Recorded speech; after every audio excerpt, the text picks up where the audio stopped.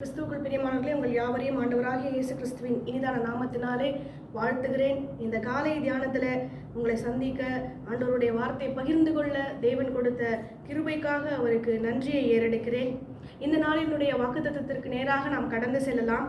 யாக்கோபு 2வது அதிகாரம் 5வது வசனம் இப்படியாய் சொல்கிறது: தேவன் இவ்வுலகத்தின் தரித்திரரை விசுவாசத்தில் ஐஸ்வர்யவான்களாகவும் தம்மிடத்தில் அன்பு கூறுகிறவர்களுக்கு தாம் வாக்குத்தத்தம் பண்ணின ராஜ்யத்தை சுதந்திரிக்கிறவர்களாகவும் தெரிந்து கொள்ளவில்லையா? ஹல்லேலூயா! எனக்கு அருமையான சகோதரனே, சகோதரியே, இந்த வேத வசனத்தின் மூலமாக ஒரு காரியத்தை நாம் முதலாவது புரிந்து கொள்ள வேண்டும். ஆண்டவர் அவருடைய பார்வைக்கு தரித்திரன் ஐஸ்வர்யவான் என்று எந்த விதமான பேதகமும் இல்லை.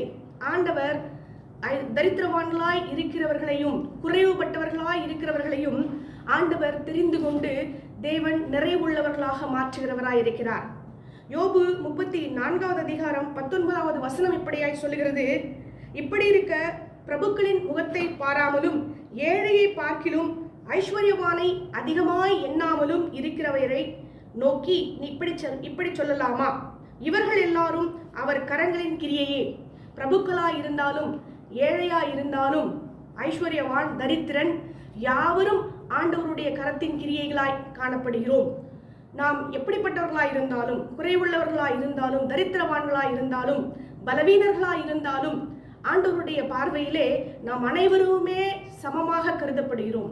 நம்மிடத்திலே எந்த விதமான பாகுபாடும் ஆண்டவர் பார்ப்பதில்லை.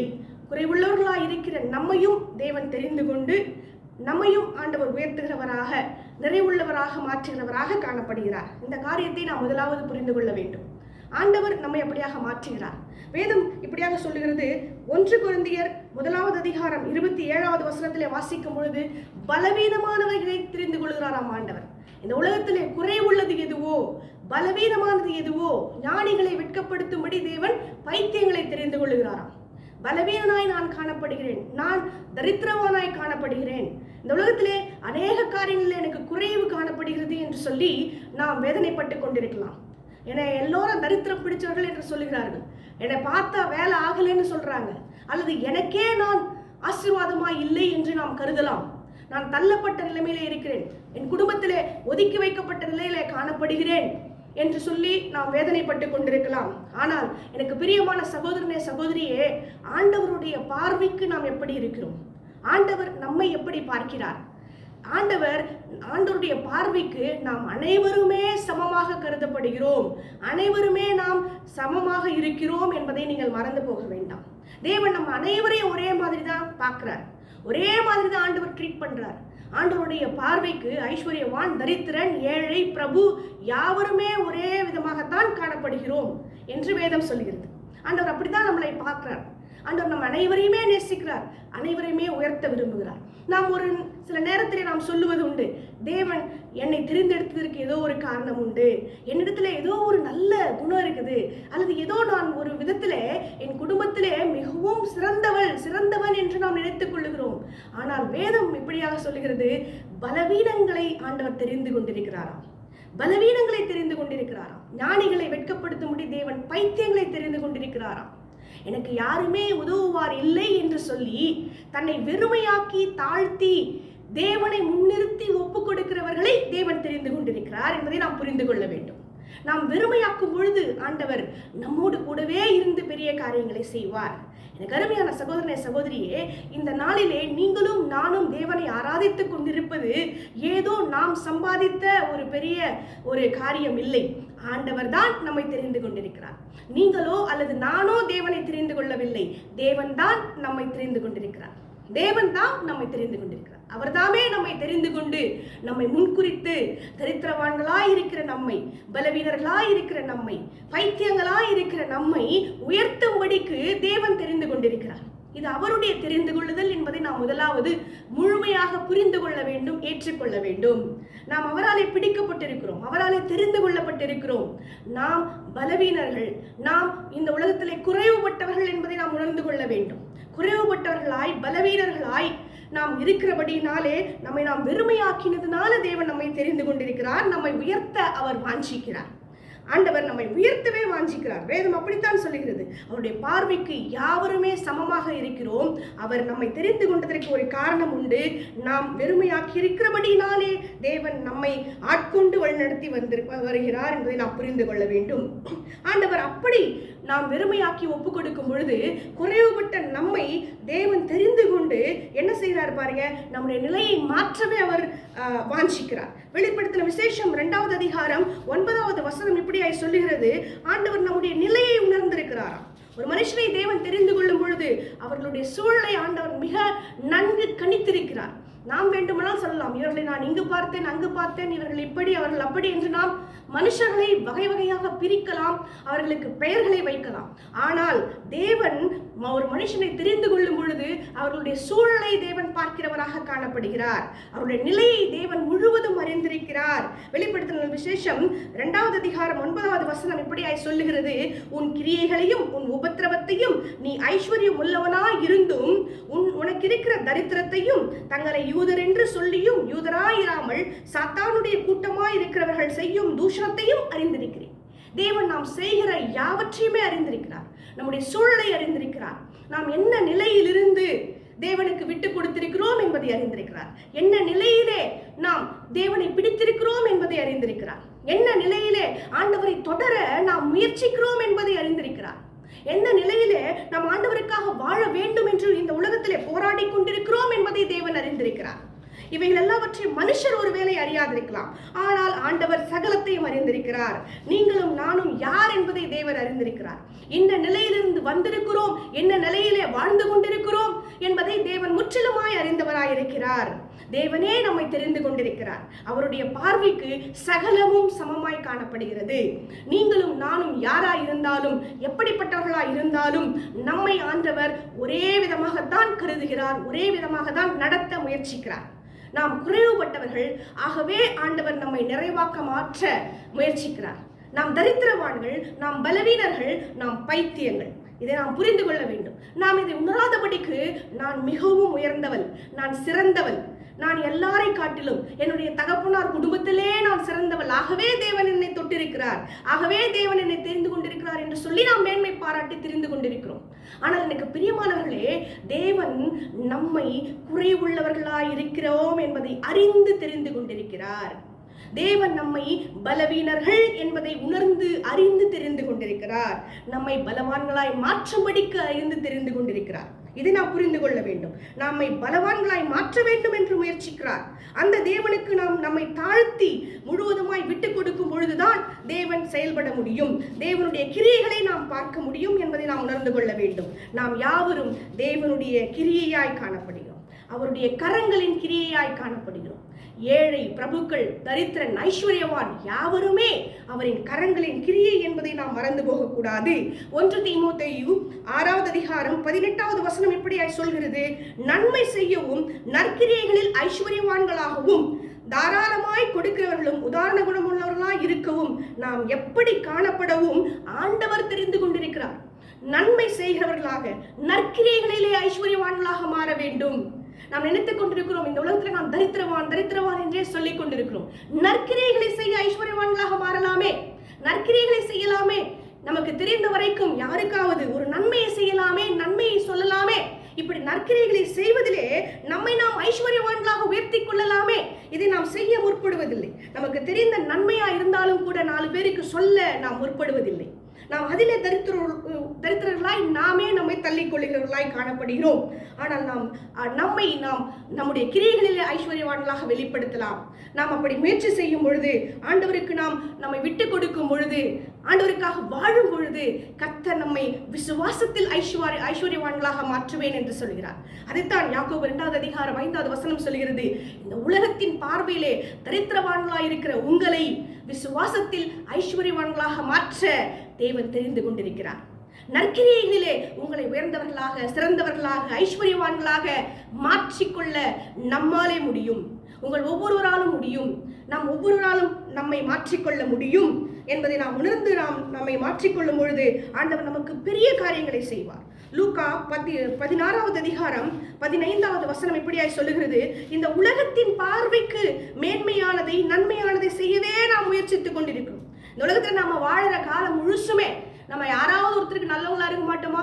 எல்லாருக்குமே நல்லவங்களா இருக்க மாட்டோமான்னு முதல்ல முயற்சிக்கிறோம். ஆனா யாராவது ஒருத்தருக்காவது நல்லவங்களா இருக்க மாட்டோமான்னு நினைக்கிறோம். ஆனா கடைசியா நமக்கே நம்ம நல்லவங்களா இருக்கிறது இல்லை. இதுதான் இந்த உலகத்துல காணப்படக்கூடிய ஒரு நிதர்சனம்.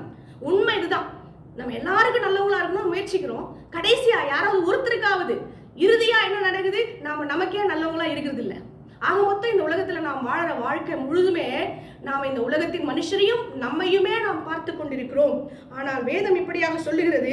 லூக்கா 16வது அதிகாரம் 15வது வசனத்தை வாசிக்கும் பொழுது, அவர் அவர்களை நோக்கி, நீங்கள் மனுஷர் முன்பாக உங்களை நீதிமான்களாக காட்டுகிறீர்கள், தேவனோ உங்கள் இருதயங்களை அறிந்திருக்கிறார்.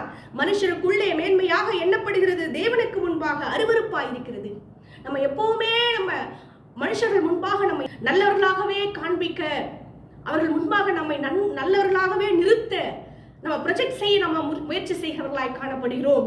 ஆனால் மனுஷன் முன்பாக நாம் நன்மையாக செய்ய வேண்டும், நல்லவர்களாக காணப்பட வேண்டும் என்று நாம் நினைக்கிற அந்த மேன்மை, நாம் தேடுகிற மேன்மை தேவனுடைய பார்வைக்கு அது அருவருப்பாய் இருக்கிறதாம்.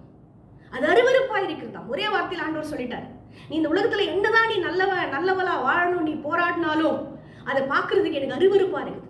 நீ மனுஷன் முன்பாக நல்லது செய்யணும்னு நினைக்கிற, ஆனா ஆண்டவருடைய பார்வைக்கு நம்ம எப்படி இருக்கிறோம் யோசித்து பாருங்களேன். ஆண்டவருடைய பார்வைக்கு நாம் நல்லவர்களாக வாழ வேண்டும், வாழ முயற்சி செய்ய வேண்டும். ஆண்டவர் இதைத்தான் எதிர்பார்க்கிறார். அவருடைய பார்வைக்கு முன்பாக நாம் யாவரும் சமமாக இருக்கிறோம். ஏழையானாலும், பிரபுக்களானாலும், ஐஸ்வர்யவான்களானாலும், தரித்திரர்களானாலும் நாம் யாவரும் சமமாக கருதப்படுகிறோம். இதிலே நாம் வித்தியாசப்படுகிறோம். ஆண்டவர் இதிலே நமக்கு ஒரு அளவுகோலை நியமித்திருக்கிறார். நம்முடைய விசுவாசத்திலும் அன்பிலும் நாம் தேவனிடத்திலே நாம் எப்படி நடந்து கொள்கிறோமோ அதிலே நாம் வித்தியாசப்படுகிறோம். அதிலே நாம் ஆசீர்வாதங்களை சுதந்திரிக்கிறோம். இதைத்தான் ஆண்டவர் நம்மிடத்தில் எதிர்பார்க்கிறார். நாம் எப்படிப்பட்டவர்களாக இருக்கிறோம்? இந்த இடத்துல சொல்லப்பட்டது போல மனுஷன் முன்பாக மேன்மையானதை செய்ய வேண்டும், நான் நல்லவனாக வாழ வேண்டும் என்று முயற்சித்துக் கொண்டிருக்கிறோமா? அப்படி நாம் வாழ்வோமானால் அது தேவனுடைய பார்வைக்கு அது அருவருப்பாய் இருக்கிறதா? அது அருவருப்பாய் இருக்கிறதா? ஆண்டவருக்கு முன்பாக, தேவனுக்கு முன்பாக நான் எப்படி இருக்கிறேன்? என் கிரியைகள் என்னவாய் இருக்கும்? என்னுடைய நற்கிரியைகள் என்னை ஐஸ்வர்யவானாக தேவனுக்கு முன்பாக காட்டுமா? என்னுடைய நல்ல செயல்கள், நல்ல குணங்கள், நல்ல வார்த்தைகள் தேவனுக்கு முன்பாக அது என்னை நல்லவளாக காட்டுமா? என்னை ஐஸ்வர்யவானாக காட்டுமா என்று சொல்லி நாம் சிந்தித்து செயல்படும் பொழுது, தேவனுடைய பார்வைக்கு நாம் நல்லவர்களாக, உண்மையுள்ளவர்களாக நாம் வாழ முயற்சிக்கும் பொழுது ஆண்டவர் நமக்காக குறித்திருக்கிற அந்த வாக்குத்தத்தம் பண்ணின அந்த சுதந்திரத்தை நமக்கு கொடுப்பேன் என்கிறார். எனக்கு அருமையான சகோதரனே, சகோதரியே, இந்த லூக்கா 16வது அதிகாரம் 19 முதல் 31வது வசனம் வரைக்கும் வாசிக்கும் பொழுது, லாசரு என்கின்ற தரித்திரனும் ஒரு ஐஸ்வர்யவானுக்குமான ஒரு கதையை நாம் இந்த இடத்துல பார்க்கிறோம். இந்த இடத்துல நாம் பார்க்கும் பொழுது அந்த லாசரு அநேக உபத்திரவங்களை இந்த உலகத்தில் இருக்கும் பொழுது அனுபவிக்கிறவனாக காணப்பட்டான். ஆனால் ஐஸ்வர்யவானோ நல்ல ஒரு மிகவும் விலை உயர்ந்த உடைகளை உடுத்துகிறவனாக, நல்ல உணவை உண்கிறவனாக, நல்ல ஒரு ஆடம்பரமான ஒரு வாழ்வை, மகிழ்வான ஒரு வாழ்வை இந்த உலகத்திலே கழிக்கிறவனாக இருந்தான். ஆனால் இருவருமே இந்த உலகத்தை விட்டு பிரிந்து அவர்கள் செல்லும் பொழுது, அவர்களுடைய ஆவி அவருடைய சரீரத்தை விட்டு கடந்து செல்லும் பொழுது இருவருக்குமே நேர்ந்தது என்ன? அந்த ஐஸ்வர்யவானோ நரகத்துக்கு தள்ளப்பட்டான் என்று வேதம் சொல்கிறது. நரகத்துக்கு தள்ளப்பட்டான். அவன் அநேக உபத்திரவங்களை அடைந்தான் என்று வேதம் சொல்கிறது. 25வது வசனத்தை வாசிக்கும் பொழுது, அதற்கு ஆபிரகாம், மகனே, நீ பூமியிலே உயிரோடு இருக்கும் காலத்தில் உன் நன்மைகளை அனுபவித்தாய், ஆனால் லாசருவும் அப்படியே தீமைகளை அனுபவித்தான். அதை நினைத்துக்கொள். இப்பொழுது அவன் தேற்றப்படுகிறான், நீயோ வேதனைப்படுகிறாய். எனக்கு அருமையான சகோதரனே, சகோதரியே, இந்த உலகத்திலே நான் ஆண்டவருக்காக வாழ்ந்து ஆண்டவருக்கு முன்பாக நன்மை செய்ய வேண்டும் என்று முயற்சித்து போராடி கொண்டிருக்கும் பொழுது, இந்த உலகத்திலே உங்களுக்கு எந்த உபத்திரம் வந்தாலும், எந்த போராட்டம் வந்தாலும், ஒரு காரியத்தை நினைவிலே கொள்ளுங்கள். நீங்கள் ஆண்டவருடைய பார்வைக்கு மிகவும் விசேஷமானவர்கள். நீங்கள் தேற்றப்படுவீர்கள். ஹல்லேலூயா. எனக்கு அருமையான சகோதரனே, சகோதரியே, இந்த இடத்துல லாசரு தரித்திரனாய் காணப்பட்டான். ஆனால் ஆண்டவருடைய பார்வைக்கு அவன் பிரியமாயிருந்தபடியினாலே தேவன் அவனை அவருடைய ஆபிரகாமுடைய மடியிலே இருக்கும்படிக்கு கிருபை செய்தார். ஆனால் ஐஸ்வர்யவானோ தனக்கான எல்லா ஆசீர்வாதமான வாழ்க்கையும் மகிழ்வையும் அவன் இந்த உலகத்திலே அனுபவித்தான். ஆனால் அவன் பிற்காலத்திலே அவனுடைய ஆவி அவனுடைய சரீரத்தை விட்டு கடந்த பொழுதோ அவன் நரகத்திற்கு தள்ளப்பட்டான். அவன் அநேக பாடுகளை அனுபவித்தான் என்று வேதம் சொல்லுகிறது. ஆகவே அவன் துன்பத்தை அனுபவிக்கிறவனாக காணப்பட்டான். இந்த உலகத்திலே நீங்க ஆண்டவருக்காக வாழ வேண்டும். ஆண்டவருடைய பார்வைக்கு நான் ஐஸ்வர்யவானாக, நற்கிரியைகளை செய்கிறதிலே நான் ஐஸ்வர்யவானாக வாழ வேண்டும் என்று சொல்லி முயற்சிக்கும் பொழுது உபத்திரவங்கள் அநேகம் வந்தாலும் அதை பொறுமையோடு காத்துக்கொள்ளுங்க. ஒரு காரியத்தை நினைவிலே கொள்ளுங்கள், நீங்கள் தேற்றப்படுவீர்கள். ஹல்லேலூயா! நீங்கள் தேற்றப்படுவீர்கள். நாம் தேற்றப்படுவோம். தேவனுக்காக வாழும் பொழுது உபத்திரவங்கள் வருமேயானால் நாம் நிச்சயம் தேற்றப்படுவோம். நாம் நிச்சயம் தேற்றப்படுவோம். தேவன் நம்மோடு கூட இருக்கிறார். வேதம் அதைத்தான் யாக்கோபு 2வது அதிகாரம் 5வது வசனத்திலே சொல்லுகிறார், தரித்திரத்தை விசுவாசத்திலே ஐஸ்வர்யவான்களாக மாற்றும்படிக்கு. தம்மிடத்திலே அன்பு கூறுகிறவர்களுக்கு தாம் வாக்குத்தத்தம் பண்ணின காரியத்தை சுதந்திரிக்கும்படிக்கு தேவன் தெரிந்து கொண்டிருக்கிறார். அவர் வாக்குத்தத்தம் பண்ணினதை தேவன் நமக்கு கொடுக்கவே வாஞ்சியுள்ளவராக இருக்கிறார். நமக்கு கொடுக்க வேண்டும் என்று வாஞ்சிக்கிறார். ஆனால் நாம் அவர் மீது அன்பு கொண்டிருக்கிறோமா? அவர் மீது அன்பு இருக்குமே ஆனால் நிச்சயம் தேவன் நமக்கு குறித்ததை, வாக்குத்தத்தம் பண்ணினதை தேவன் நிச்சயமாய் நாம் சுதந்திரித்துக் கொள்ளும்படி கிருபை செய்வார். ஆண்டவர் நம்மிடத்தில் எதிர்பார்க்கிற காரியங்கள் 2 தான். ஒன்று, ஆண்டவரை நாம் விசுவாசிக்கிறோமா? 2வது, ஆண்டவரத்தில் நாம் அன்பு கூறுகிறோமா? ஆண்டவரை நாம் விசுவாசிக்கும் பொழுது மனுஷர் முன்பாக நான் மேன்மையாக கருதப்பட வேண்டும், மனுஷர் முன்பாக நான் நலமானதை செய்ய வேண்டும், மனுஷனுக்கு நான் பிரியமாய் நடந்து கொள்ள வேண்டும் என்று நாம் முயற்சிக்காமல் தேவனுக்கு முன்பாக நான் நற்காரியங்களை செய்து என்னுடைய கிரியைகளிலே நான் ஐஸ்வர்யவானாக தேவனுக்கு முன்பாக நிலைநிறுத்தப்பட வேண்டும் என்று சொல்லி விசுவாசத்திலே நாம் முயற்சிக்கும் பொழுது தேவன் நமக்கு அந்த சுதந்திரத்தை கொடுப்பேன் என்கிறார். 2வதாக நாம் அவரிலே அன்பு கூறும் பொழுது, நாம் தேவனிலே அன்பு கூறுவோமானால் தேவனுக்கு பிரியமில்லாத காரியத்தை நாம் ஒருபோதும் செய்ய மாட்டோம். அவருக்கு எது பிரியமோ அதை செய்ய முயற்சிப்போம். அப்படி ஆண்டவர் மீது அன்பு கூறுவோமானாலும் தேவன் நமக்கு அவர் வாக்குத்தத்தம் பண்ணினதை நாம் சுதந்திரித்துக் கொள்ளும்படி கிருபை செய்வார். எனக்கு அருமையான சகோதரனே, சகோதரியே, அவருடைய பார்வைக்கு யாவருமே சமமாக இருக்கிறோம். எந்த விதமான வித்தியாசமும் இல்லை. ஒரே ஒரு அளவுகோல் நிர்ணயிக்கப்பட்டிருக்கிறது. அது நம்முடைய விசுவாசமும் நம்முடைய அன்பும். நாம் தேவன் மீது கொண்டிருக்கிற விசுவாசம், தேவன் மீது கொண்டிருக்கிற அன்பு, இதன் அடிப்படையிலே நாம் யாவரும் வேறு பிரிக்கப்படுகிறோம், ஆசீர்வதிக்கப்படுகிறோம், வழிநடத்தப்படுகிறோம். ஒருவேளை ஆண்டவர் முன்பாக நாம் நற்காரியங்களை செய்து நல்ல பெயர் எடுக்க வேண்டும் என்று முயற்சிக்கிறதிலே நமக்கு உபத்திரவங்கள் காணப்பட்டாலும் நீங்கள் ஒரு காரியத்தை நினைவிலே கொள்ளுங்கள், நாம் தேற்றப்படுவோம். லாசரு தேற்றப்பட்டான். இந்த உலகத்திலே உபத்திரவம் இருந்தாலும் அவன் பிற்பாடு அவன் தேற்றப்பட்டான். ஆபிரகாம் மடியிலே அவன் இளைப்பாறினான். இந்த உலகத்திலே அநேக ஆசீர்வாதங்களையும் ஐஸ்வர்யங்களும் அனுபவித்தாலும் அந்த ஐஸ்வர்யவான் பிற்காலத்திலே அவன் கைவிடப்பட்டான், துன்பப்பட்டான் என்பதை நாம் மறந்து போகக்கூடாது. எனக்கு அருமையான சகோதரனே, சகோதரியே, நாம் யாவரும் கர்த்தருடைய கரங்களின் கிரியைகளாய் இருக்கிறோம். பிரபுவானாலும், ஏழையானாலும், தரித்திரவானானாலும், ஐஸ்வர்யவானானாலும் நாம் யாவரும் அவருடைய கரத்தின் கிரியைகளே. அவருடைய கண்களிலே நமக்கு எந்த விதமான பாகுபாடும் இல்லை. தேவன் நம்முடைய நிலையை உணர்ந்திருக்கிறார். அதைத்தான் வெளிப்படுத்தின விசேஷம் 2வது அதிகாரம் 9வது வசனம் சொல்லுகிறது, இன்ன சூழ்நிலையில இருந்து நீ வந்திருக்கிறாய், இன்ன சூழ்நிலையில நீ நின்று கொண்டிருக்கிறாய், இன்ன சூழ்நிலையில நீ ஆண்டவருக்காக வாழ வேண்டும் என்று என்னென்ன விதங்களிலே நீ முயற்சித்துக் கொண்டிருக்கிறாய் என்பதை எல்லாவற்றையும் தேவன் அறிந்திருக்கிறார். உங்களை குறித்து, என்னை குறித்து ஆண்டவர் அறிந்திருக்கிறார். அந்த தேவனை நாமும் அறிந்து கொண்டு நாம் அவருக்கு பிரியமாய் வாழ நாம் முயற்சிப்போமானால் எல்லா விதமான வாக்குத்தத்தங்களையும் நாம் சுதந்திரித்துக் கொள்ள முடியும். இந்த நாளிலும் கூட ஆண்டவர் நம்மை பார்த்து சொல்கிறார், இந்த உலகத்திலே நீங்கள் கைவிடப்பட்டவர்களாக, குறைவுள்ளவர்களாக, தரித்திரவான்களாக, பலவீனர்களாக இருந்தாலும் கூட உங்களை விசுவாசத்திலே ஐஸ்வர்யவான்களாக நான் உங்களை தெரிந்து கொண்டிருக்கிறேன். என்னிடத்திலே அன்பு கூறுகிறவர்களாக இருப்பீர்களானால் உங்களை நான் வாக்குத்தத்தத்தை சுதந்திரிக்கும்படிக்கு தெரிந்து கொண்டிருக்கிறேன். அவர் நம்மை தெரிந்து கொண்டிருக்கிறார். கண்களை மூடி நாம் ஒப்புக் கொடுக்கலாமா? நம்மையும், நம்முடைய குடும்பத்தையும், நம்மை சார்ந்த யாவரையும் ஆண்டவருடைய சமூகத்திற்கு நேராக விட்டுக் கொடுக்கலாம். அன்பின் பரலோக பிதாவே, இந்த காலை வேளையில் ஆண்டவரே எங்களோடு கூட இருந்து நீர் கொடுத்த இந்த வாக்குத்தத்தத்துக்காக நன்றி ஆண்டவரே. நீர் எங்களை தெரிந்து கொண்டிருக்கிறீர் ஆண்டவரே. ஆமெனப்பா, நாங்கள் உண்மை அல்ல, நீரே எங்களை தெரிந்து கொண்டிருக்கிறீர். நாங்கள் யாவரும் உம்முடைய கரத்தின் கிரியைகளாய் இருக்கிறோம் என்பதை நாங்கள் உணர்ந்து கொண்டோம் ஆண்டவரே. உம்முடைய பார்வைக்கு நாங்கள் யாவரும் சமமாய் இருக்கிறோம். நாங்கள் யாவரும் எந்த விதமான பாகுபாடுமின்றி இதோ உம்முடைய சமூகத்திற்கு முன்பாக நின்று கொண்டிருக்கிறோம் ஆண்டவரே. எங்களை நீர் கண்ணோக்கி பார்த்தருளுங்க. எங்கள் குற்றங்கள், குறைகள், தப்பிதங்கள் எல்லாவற்றையும் மன்னித்தருளுங்க ஆண்டவரே. எங்களுடைய விசுவாசம், அன்பு, இதன் அடிப்படையிலே கர்த்தர் நீர் எங்களுக்கு ஆசீர்வாதங்களை தருகிறீர். எங்களுக்கு வாக்குத்தத்தங்களை நாங்கள் சுதந்திரித்துக் கொள்ளும்படிக்கு நீர் கிருபை பாராட்டுகிறீர் என்பதை நாங்கள் உணர்ந்து கொண்டோம் ஆண்டவரே. இதனால் உடைய வாக்குத்தத்தத்தின்படியாக ஆண்டவரே எங்களை நாங்கள் தாழ்த்தி ஒப்புக் கொடுக்கிறோம். இதோ நாங்கள் பெற்றுக்கொண்டிருக்கிற இந்த ஆசீர்வாதம், இந்த ஆவிக்குரிய வழிநடத்துதல் ஆண்டவரே, நாங்கள் எங்களுடைய சுயமாய் எங்களுடைய நீதி நிமித்தம் எங்களுடைய ஆண்டவரே எங்களுடைய குணாதிசயத்தின் மூலமாக நாங்கள் பெற்றுக்கொண்டது அல்ல.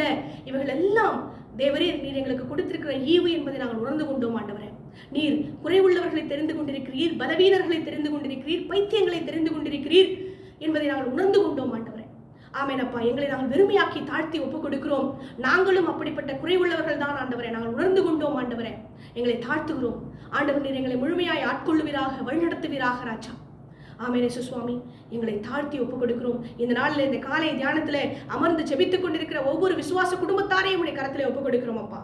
ஆமெனப்பா, விசுவாசிக்கிறவனுக்கு எல்லாம் கூடும் என்று வேதம் சொல்கிறது அல்லவா? விசுவாசத்திலே அவர்களை ஐஸ்வர்யவான்களாக மாற்றுங்க. பலவீனம் உள்ளவர்களா இருந்தாலும் விசுவாசத்திலே அவர்களை பலமுள்ளவர்களாக மாற்றுங்க ஆண்டவரே. குறைவுள்ளவர்களா இருந்தாலும் விசுவாசத்திலே அவர்களை நிறைவுள்ளவர்களாக மாற்றுங்க. நற்கிரியைகளிலே அவர்களை ஐஸ்வர்யவான்களாக மாற்றுங்க ஆண்டவரே. ஆமெனப்பா, உம்முடைய கரத்தின் கிரியைகளாய் நாங்கள் இருக்கிறோம் அல்லவா? நீர் எங்களை மாற்றக்கூடுமே. என் தேவனே, ஒப்பு கொடுத்து வெறுமையாக்கி தாழ்த்தி இருக்கிற ஒவ்வொருவரையும் கர்த்தர் கண்ணோக்கி பார்த்தருளுங்க. நீர் மாற்றுங்க. எங்கள் இருதயங்களை, எங்கள் எண்ணங்களை, யோசனைகளை, எங்கள் கிரியைகளை நீர் மாற்ற வேண்டும்படிக்காய் தாழ்த்தி ஒப்பு கொடுக்கிறோம் அப்பா. ஆமென் இயேசு சுவாமி. ஆமெனப்பா, அப்படியாய் கூட உண்மையிலே நாங்கள் கொண்டிருக்கிற அன்பு இன்னும் அதிகரிக்கட்டும் ஆண்டவரே. ஒவ்வொரு பிள்ளைகளையும் நாங்கள் தாழ்த்துகிறோம். அந்த அன்பானது போலித்தனமாய் இராதபடிக்கு உண்மையுள்ள அன்பாய் மாறட்டும் ஆண்டவரே.